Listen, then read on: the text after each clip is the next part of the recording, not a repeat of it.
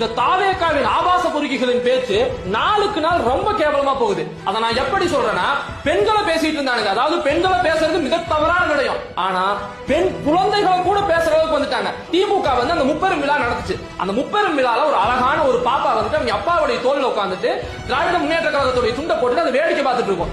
அந்த பிள்ளைய போய் இவன் வந்து தேங்கர் அந்த வார்த்தையை சொல்லி திட்டிருக்கான்.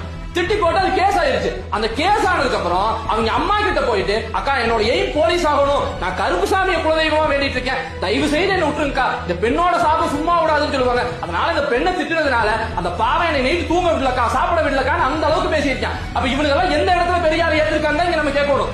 அதாவதுங்க இங்க பெரியார் வந்துட்டு பெண்ணை நீ பத்தினியாவும் பார்க்க வேண்டாம், வேசியாவும் பார்க்க வேண்டாம்னு சொன்னாரு. இவங்க பெண்ணை பத்தினியா பார்க்கறதுனாலதான் பச்சை குழந்தை கூட இந்த மாதிரி தேங்கிற வார்த்தை சொல்லி திட்டுற அளவுக்கு இருக்காங்க. அதே மாதிரிங்க அந்த எச்சப்பைய மேல வந்து போக்சோ சட்டம் போட்டிருக்காங்க. நிச்சயமா அந்த நாயை வந்து கைது செஞ்சு அவன் போலீஸ் ஆக கூடாது, ஒன்னா கூடாது. இவனெல்லாம் போலீஸ் ஆனா வருங்காலத்துல சின்ன